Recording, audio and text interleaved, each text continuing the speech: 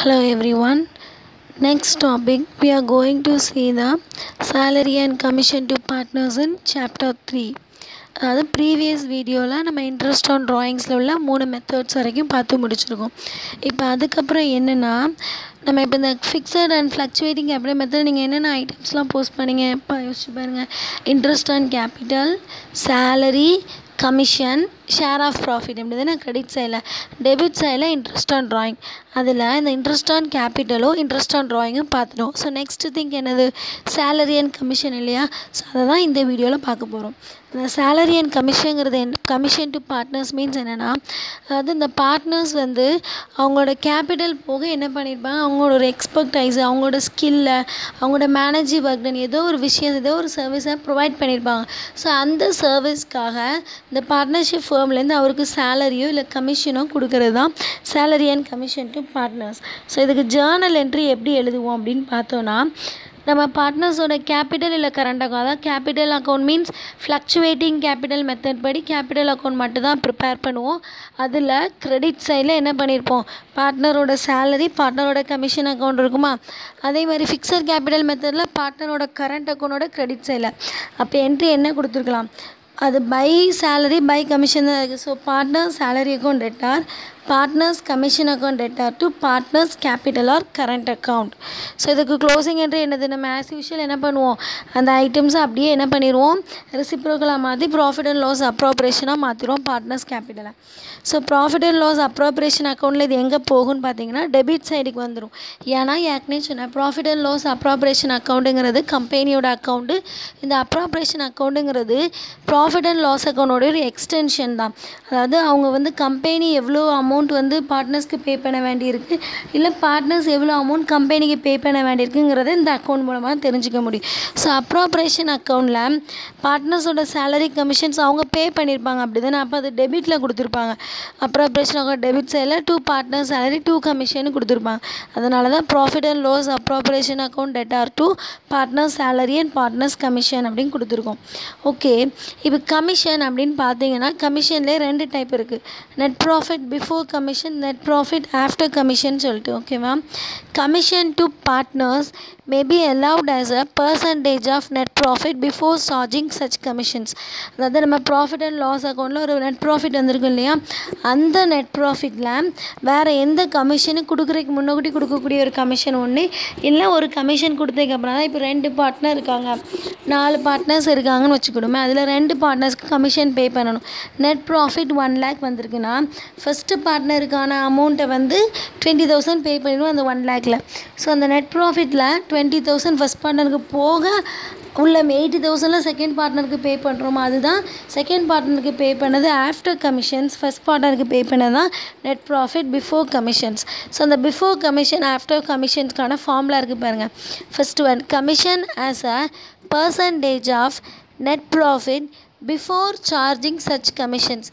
Net ப்ராஃபிட்டில் எந்த கமிஷனும் சார்ஜ் பண்ண முன்னக்கூட்டி கால்குலேட் பண்ணக்கூடிய கமிஷன் என்ன அப்படிங்கிறதுக்கான formula net profit before commissions. அந்த நெட் ப்ராஃபிட் பிஃபோர் கமிஷனுங்கிறது net profit value into percentage of commission, எவ்வளோ பர்சன்டேஜ் ஆஃப் கமிஷனுங்கிறது சம்பளம் கொடுத்துருப்பாங்க, டிவைடட் பை 100. ஓகே, செகண்ட், இப்போ நம்ம ஃபஸ்ட் பார்ட்னருக்கு பே பண்ணிட்டோம், இதில் பர்சன்டேஜ் வேல்யூவை கண்டுபிடிச்சி அதை லெஸ் பண்ணிடுவோம் நெட் ப்ராஃபிட்டில். செகண்ட் என்னென்னா, commission as a percentage of net profit after charging such commissions.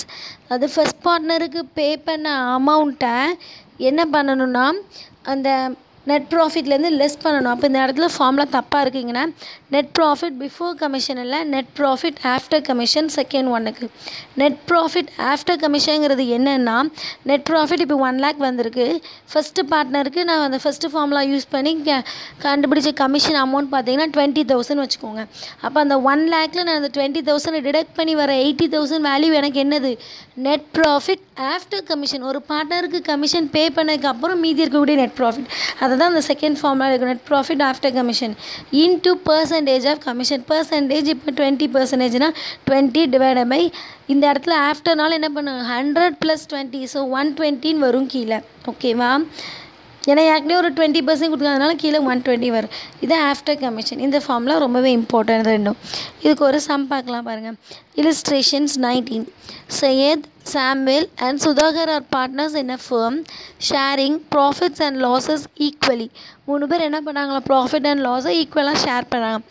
As per the terms of the partnership deed, Samuel is allowed a monthly salary of 2000.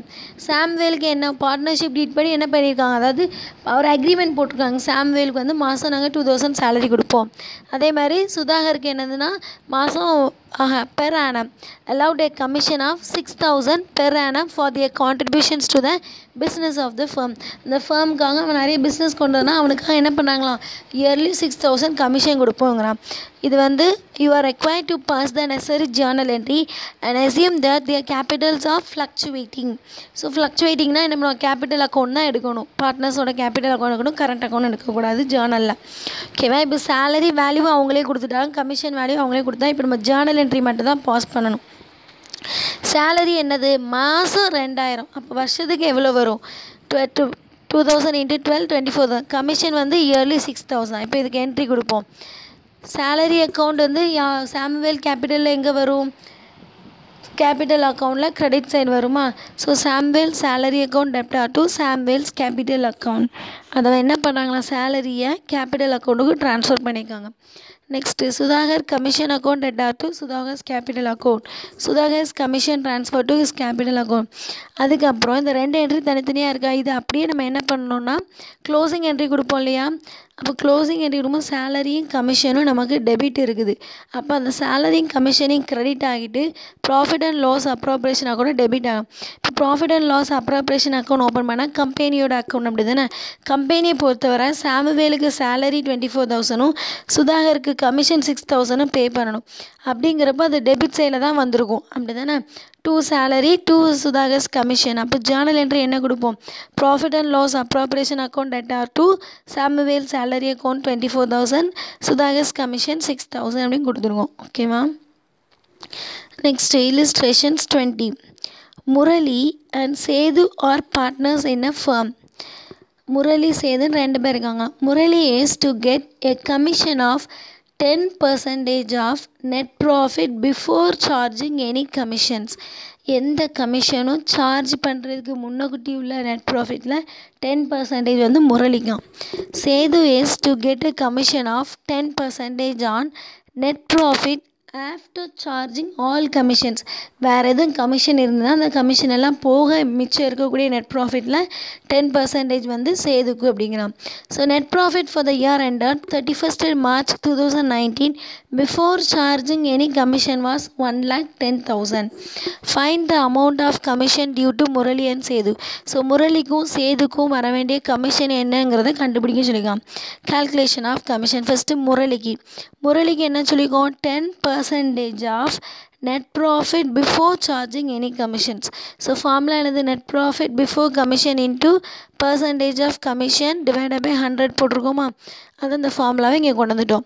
அப்போ net profit before charging commissions என்னது, 1,10,000 into percentage of commission 10%, 10/100 கொடுத்துருக்கோம். ஓகேவா? அதை cancel கொடுத்தா 11,000 வந்துடும். Okay, அடுத்து இப்போ சேதுக்கு கண்டுபிடிக்கணும் இல்லையா. சேதுக்கு என்ன சொல்லியிருக்காங்க, யாருக்கெல்லாம் கொடுக்கணுமோ அவங்களுக்கு பே பண்ணதுக்கு அப்புறம் இருக்கக்கூடிய மிச்ச அமௌண்ட்டு. அப்போது அந்த 1,10,000ல் முரளிக்கு பே பண்ண 11,000 டிடக்ட் பண்ணால் 99,000 வரும். அது என்னதுன்னா net profit after commissions. So அந்த 2வது பார்ட்னருக்கு பே பண்ணதுக்கு நம்ம என்ன ஃபார்முலா சொன்னோம், இதில் ஃபார்முலா தப்பாக இருக்குது, அது பிஃபோரில் ஆஃப்டர் கமிஷன்ஸ். ஓகேவா? Net profit after commission into percentage of commission divided by 100 + percentage of commission. அதை தான் இங்கே அப்ளை பண்ணும்.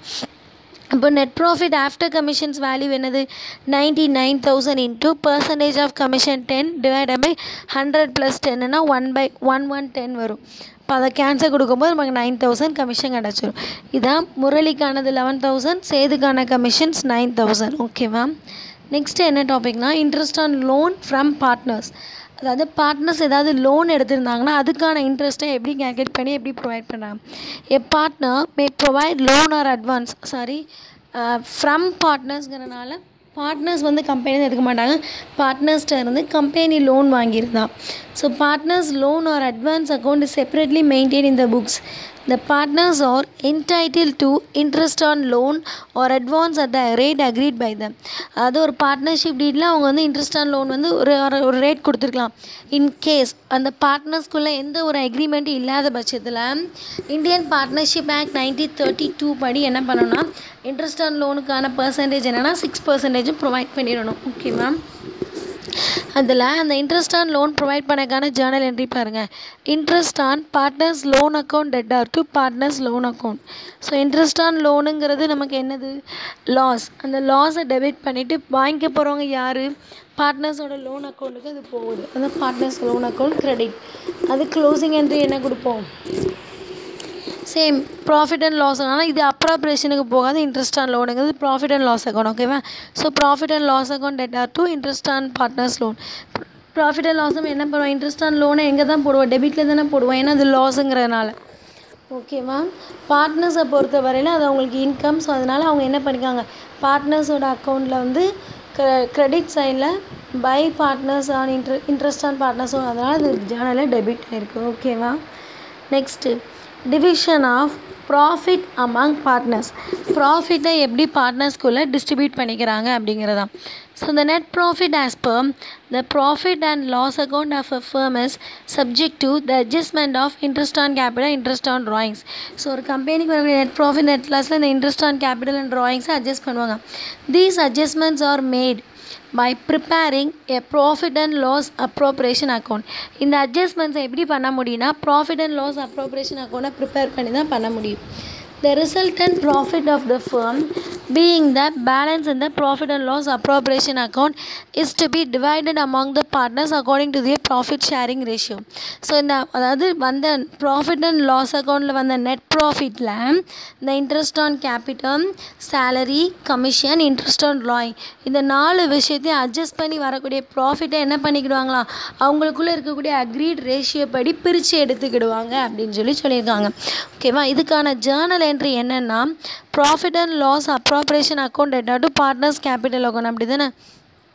அவங்களோட டெபிட்டில் இந்த பார்ட்னர்ஸோட கேபிட்டல் கரண்ட் அக்கௌண்ட் வந்து ஃபுல்லாகவே வந்துடும். எப்படி சொல்ல, அதில் வரக்கூடிய இன்ட்ரெஸ்ட் ஆன் அப்படியே இந்த ப்ராஃபிட் அண்ட் லாஸ் அப்ராப்ரேஷன் அக்கௌண்ட்டுங்கிறது என்னென்னு பார்த்தீங்கன்னா இந்த ஃபிக்ஸட் ஃப்ளக்சுவேட்டிங் அதாவது ஃப்ளக்சுவேட்டிங் கேபிட்டல் மெத்தட் இருக்கு இல்லையா, இல்லை ஃபிக்ஸட் கேபிட்டல் மெத்தோடைய கரண்ட் அக்கௌண்ட் இருக்கு இல்லையா, அது அப்படியே ரெசிப்ரோக்கலாக வரும். அந்த கரண்ட் அக்கௌண்ட்டில் என்ன கொடுத்துருப்போம், கிரெடிட் சைடில் interest on capital, salary, commission, share of profit இருக்குமா, இதில் ஷேர் ஆஃப் ப்ராஃபிட் மட்டும். அந்த 4 விஷயமும் என்ன ஆயிரும்னா கிரெடிட்டில் இருந்தது இந்த அப்ராப்ரேஷன் அக்கௌண்ட்டுக்கு டெபிட்டாக மாறிடும். அதுக்கப்புறம் கரண்ட் அக்கௌண்ட்டில் இன்ட்ரெஸ்ட் ஆன் ட்ராயிங்ஸ் இருந்துச்சா, அது அப்படியே இங்கே என்ன போயிடும், கரண்ட் அக்கௌண்ட்டோட டெபிட்டில் இருந்தது அப்ராப்ரேஷனுக்கு கிரெடிட்டாக மாறிடும். ஏன்னா அது அந்த ஃபிக்ஸட் கேபிட்டல்ங்கிறது பார்ட்னர்ஸோட அக்கௌண்ட்டு, அப்ராப்ரேஷனுங்கிறது கம்பெனியோட அக்கௌண்ட். அதனால் ஓகேவா? இன்கேஸ் இந்த இதில் லாஸ் வந்துச்சுன்னா இந்த என்ட்ரி இந்த profit and loss appropriation debtor to partners capital அக்கௌண்ட்ங்கிறது ரிவர்ஸாக மாறிடும். ஏன் அப்படின்னா லாஸுங்கிறப்போ பார்ட்னர் தானே பே பண்ணணும். ஸோ பார்ட்னரோட கேபிட்டல் கரண்ட் அக்கௌண்ட் டெபிட் ஆயிரும், கம்பெனி வந்து கிரெடிட் ஆயிரும். So profit and loss appropriation account credit ஆயிரும் லாஸ் வந்துச்சுன்னா. ஓகே, இதுக்கு ஒரு சம் பார்ப்போம். அடுத்து profit and loss appropriation account. Profit and loss appropriation account is an extension of profit and loss account prepared for the purpose of adjusting the transactions relating to amounts due to and amounts due from partners. இது என்னதான் profit and loss அக்கௌண்ட்டுக்கு அப்புறம் பண்ணக்கூடிய ஒரு account. இதில் வந்து பார்ட்னர்ஸ்க்கு எவ்வளோ amount pay பண்ணணும், பார்ட்னர்ஸ் எவ்வளோ அமௌண்ட் கம்பெனிக்கு பே பண்ணுங்கிற அட்ஜஸ்ட்மெண்ட்ஸை பண்ணக்கூடிய அக்கௌண்ட் தான் profit and loss appropriations account. இதோடைய நேச்சர் பார்த்தீங்கன்னா நாமினல் அக்கௌண்ட். நாமினல் அக்கௌண்ட்ங்கிறப்ப என்ன வரும், all expenses and losses debit, all income and gains debit. இந்த account full and fully company point of view. ஓகேவா? It is credited with net profit. First thing இந்த profit and loss appropriation நம்ம first என்ன எழுதணும்னு பார்த்தீங்கன்னா net profit தான் first எழுதணும். அது கிரெடிட் சைடில் இந்த ஃபார்மேட்டில் கீழே கொடுத்துருக்கு பாருங்கள், by profit and loss account சொல்லி ஒரு ஸ்டார் போட்டு அதான் நெட் ப்ராஃபிட். அதை தான் ஃபஸ்ட் எழுதணும், கிரெடிட் சைடில் எழுதணும். அதுக்கப்புறம் இன்ட்ரெஸ்ட் ஆன் ட்ராயிங்கை நம்ம என்ன பண்ணணும்னா interest on drawings is debited with interest on drawing அதே மாதிரி அதுக்கப்புறம் கிரெடிட் பண்ணும். அதுக்கப்புறம் debited with interest on capital salary and other remuneration to partners. So இந்த கேபிட்டலுக்கு இன்ட்ரெஸ்ட் கொடுக்குறது சேலரி இதெல்லாம் என்னது அவங்களுக்கு வந்து ஒரு எக்ஸ்பென்சஸ் அண்ட் லாஸஸ். ஸோ அதனால் அதெல்லாம் டெபிட் சைடில் என்ட்ரு பண்ணிக்கோங்க. இன்ட்ரெஸ்ட் ஆன் ட்ராயிங்கிறது பார்ட்னர் வித்ட்ரா பண்ண அமௌண்ட்டுக்கு பார்ட்னர் கம்பெனிக்கு பே பண்ணாது உங்களுக்கு இன்கம்னால அது கிரெடிட் சைடில் வந்திருக்கு. ஓகேவா? ஸோ இப்போ இதில் என்ன பண்ணால் இந்த நெட் ப்ராஃபிட் போஸ்ட் பண்ணிட்டோம். அதுக்கப்புறம் ட்ராயிங்கும் போஸ்ட் பண்ணியாச்சு. Next interest on capital salary commissions இதெல்லாம் போஸ்ட் பண்ணதுக்கப்புறம் பேலன்சிங் ஃபிகர் டெபிட் சைடில் வந்துச்சுன்னா அது என்னதுன்னா profit. In case balancing figure credit சைடில் வந்து அது லாஸ். ஓகேவா? அந்த என்ட்ரியை தான் இங்கே கொடுத்துருக்கோம். இப்போ இந்த ஃபார்மேட்டில் பாருங்களேன், டெபிட் சைட் பேலன்சிங் ஃபிகர் வந்திருக்கு. அதனால் அதை என்ன கொடுத்துருக்காங்க, 2 பார்ட்னர்ஸ் கேபிட்டல் கரண்ட் அக்கௌண்ட் ப்ராஃபிட்டாக இதுக்கான என்ட்ரி எங்கள் மேலே இருக்குது பாருங்கள், ப்ராஃபிட் என்ட்ரி என்னது profit and loss appropriation account debtor 2 partners. அவங்க ப்ராஃபிட் அண்ட் லாஸோட டெபிட் சைடில் 2 பார்ட்னர்ஸ் இருக்குது, அதுதான் அங்கே கொடுத்துருக்கோம். ஓகேவா? இதுக்கு ஒரு சம் பார்க்கலாம். இல்லஸ்ட்ரேஷன்ஸ் 21 ரொம்ப ரொம்ப இம்பார்ட்டண்டான சம் இது. ஓகேவா? Arulappan and Nallasamy are partners in a firm sharing profits and losses in the ratio of 4:1. அவங்க 2 பேரும் யாருன்னா பார்ட்னர்ஸ். அவங்க 2 பேரும் 4:1ங்கிற ரேஷியோ படி ப்ராஃபிட் அண்ட் லாஸஸ் ஷேர் பண்ணிக்கிடுவாங்க. On 1st January 2018 their capitals were 20,000 and 10,000 respectively. The partnership deed specifies the following. So உங்களோட capital என்னென்னா அருளப்பனோடது 20,000 நல்லசாமியோட 10,000. பார்ட்னர்ஷிப் டீடில் கீழே உள்ள விஷயங்களாக இருக்குது. அதை வச்சு நம்ம என்ன பண்ண பார்க்கலாம். Interest on capital is to be allowed at 5% per annum. கேபிட்டலுக்கான இன்ட்ரெஸ்ட் வந்து என்ன பண்ணுமா 5% கொடுக்கணுன்னு இருக்கான். Interest on drawings charged to Arulappan and Nallasamy are 200 and 300 respectively. The net profit of the firm before considering interest on capital and interest on drawing amounted to 80,000. Give necessary journal entries and prepare profit and loss appropriation account for the year ending 31st December 2018. Assume the capitals are fluctuating. So fluctuating கொடுத்துருப்போம். பார்ட்னர்ஸ்க்கு வந்து current account வராது, capital account தான் எல்லாமே வரும். First think நம்ம என்ன பண்ணோம், இன்ட்ரெஸ்ட் ஆன் கேபிட்டலுக்கு ஜேர்னல் என்ட்ரி கொடுக்கலாமா. ஸோ இன்ட்ரெஸ்ட் ஆன் கேபிட்டல் எங்கே வரும், பார்ட்னர்ஸோட கேபிட்டல் அக்கௌண்ட்டில்.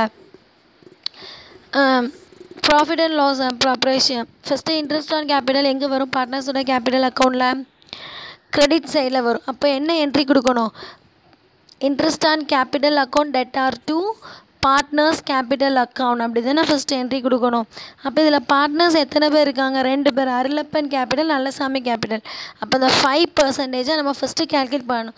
20,000ல் 5% எவ்வளோ வரும், 20,000 × 5/100. 200 × 5 என்ன வரும், 1000. ஓகேவா? அடுத்து நல்லசாமிக்கு என்ன இருக்குது, 10,000ல் 500 அது எவ்வளோ வரும், 500. அப்போ இதுக்கு என்ட்ரி என்ன எழுதுவோம், இன்ட்ரெஸ்ட் ஆன் கேபிட்டல் எப்போவுமே debit. Interest on capital account debtor to Arulappan's capital Nallasamy கேபிட்டல்னு சொல்லி அந்த 1,100. இதை இப்போ அப்ராப்ரேஷனுக்கு மாற்றணும். அப்போ அப்ராப்ரேஷனுக்கு மாற்றப்போ என்ன வரும், டெபிட்லேருந்து இன்ட்ரெஸ்ட் ஆன் கேபிட்டல் கிரெடிட் ஆயிரும். Partners capital profit and loss அப்ராப்ரேஷனாக ரெசிப்ரோக்கல் சைடுக்கு மாறிடும். So profit and loss appropriation account debtor to interest on capital 1,500. Okay, second என்ன கொடுத்துருக்காங்க, B interest on drawing charge to Arulappan Nallasamy are 200 and 300. Interest on ட்ராயிங்னால என்னதுன்னா credit தான். சரியா? அப்போ என்ன செய்வோம், Arulappan's capital account 200 Nallasamy capital account 300 to interest on drawing 500 அப்படின்னு என்ட்ரி கொடுப்போம். ஓகேவா? ஸோ இதை ப்ராஃபிட் அண்ட் லாஸ்க்கு மாற்றுறோம். கிரெடிட்டில் இருந்தால் இன்ட்ரெஸ்ட் ஆன் ட்ராயிங் இப்போ என்ன ஆயிடுது, டெபிட் ஆயிடுது. Interest on drawing account debtor 500 to profit and loss appropriation 500. Next net profit தான் கொடுத்துருக்காங்க. ஸோ இதெல்லாம் போக என்ன ப்ராஃபிட் வருதா லாஸ் வருதாங்கிறது நம்ம என்ட்ரி கொடுக்கணும். இப்போ அப்ராப்ரேஷன் அக்கௌண்ட் ப்ரிப்பேர் பண்ணலாம். அப்போ profit and loss appropriation account for the year end 31st December 2000. இது ஒரு ஜேர்னல் தான். ஓகேவா? டெப்டாக டிசம்பர். நான் ஃபஸ்ட்டு என்ன சொன்னேன், ப்ராஃபிட் அண்ட் லாஸ் அப்ராப்ரேஷன் அக்கௌண்ட்டில் ஃபஸ்ட்டு நம்ம என்ன தான் எழுதணும், நெட் ப்ராஃபிட் வேல்யூ தான் எழுதணும். அதை கிரெடிட் சைடில் பை ப்ராஃபிட் அண்ட் லாஸ்ன்னு கொண்டு வரும். சம்மில் இப்போ நெட் ப்ராஃபிட் பிஃபோர் சார்ஜிங் என்ன கொடுத்துருக்காங்க, 80,000. அந்த 80,000 பை ப்ராஃபிட் அண்ட் லாஸ் 80,000 கொண்டு வந்துடணும். நெக்ஸ்ட்டு இன்ட்ரெஸ்ட் ஆன் ட்ராயிங் கொடுத்துருந்தாங்களா 200 300 நல்லசாமிக்கு, அதை கொடுத்துட்டோம். அதுக்கப்புறம் இன்ட்ரெஸ்ட் ஆன் கேபிட்டல் கேல்குலேட் பண்ணோம் இல்லையா, 1,500 அருளப்பனுக்கு நல்லசாமி. இது போக அந்த சம்மில் வேறு எதுவுமே கொடுக்கல. ஸோ இதை பேலன்ஸ் பண்ணலாம். அப்போ 18,500 இங்கே 18,500ல் இன்ட்ரெஸ்ட் ஆன் கேபிட்டல் 1,500 போக 70,000 இருக்குது. இந்த 70,000 வந்து ப்ராஃபிட், அப்படி தானே? இந்த ப்ராஃபிட்டை ரெண்டு பேரும் அரளப்பணம் நல்லப்பணம் அவங்களோட அக்ரீட் ரேஷியோ படி பிரிச்சுக்கணும். அந்த ரேஷியோ என்னதுன்னு பாருங்கள். சம்பளம் டாப்பில் கொடுத்துருந்தாங்க. அரளப்பல் and Nallasamy are partners in a firm sharing profits and losses in the ratio of 4:1. அப்போ என்ன பார்ட்ஸ் வரும்? 4/5 1/5ங்கிற மாதிரி அமௌண்ட்டை டிஸ்ட்ரிபியூட் பண்ணணும் அரளப்பனுக்கும் நல்லசாமிக்கும். அப்போ 17,000ல் 4/5 வந்து 13,600 அரளப்பனுக்கு. அதே 17,000ல் 1/5 வந்து நல்லசாமிக்கு 3,400. இதான் அவங்களுக்கு நினச்ச ப்ராஃபிட். ஓகேவா? இப்போ சம் பார்க்கணும்.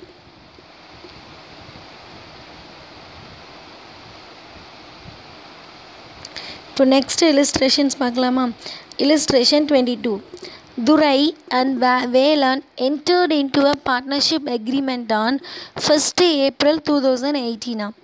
Durai contributing 25,000, Velan contributing 30,000 as capital.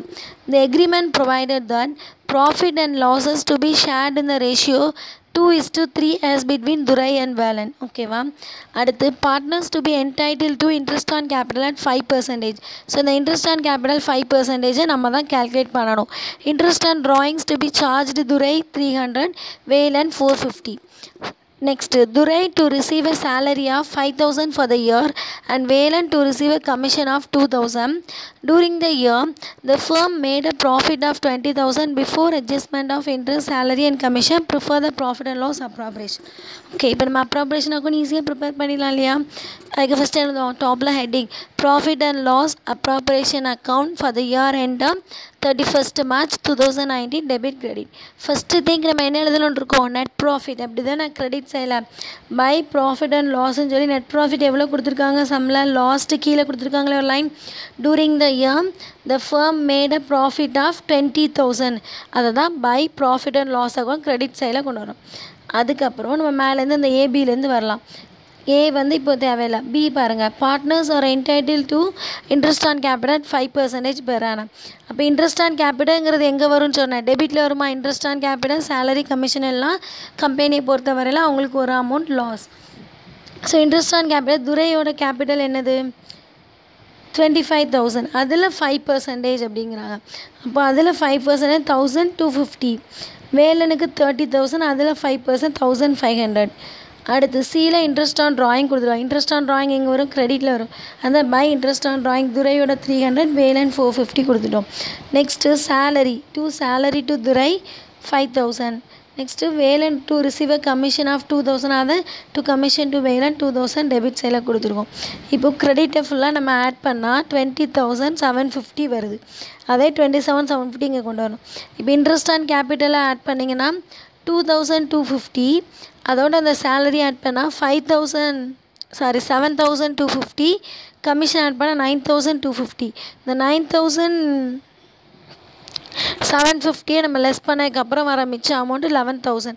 11,000 இந்த பாயிண்ட் ஏல கொடுத்துருக்காங்க பாருங்கள். 2:3ங்கிற மாதிரி வேலனும் துரையும் பிரிச்சுக்கணும். 2:3ங்கிறப்ப என்ன வரும்? 2/5 3/5. 11,000 2/5 துரைக்கு 4,400, வேலனுக்கு 6,600. அந்த ப்ராஃபிட்டை இப்போ நம்ம என்ன பண்ணியாச்சு? ட்ரான்ஸ்ஃபர் பண்ணியாச்சு. That's all. தேங்க்யூ.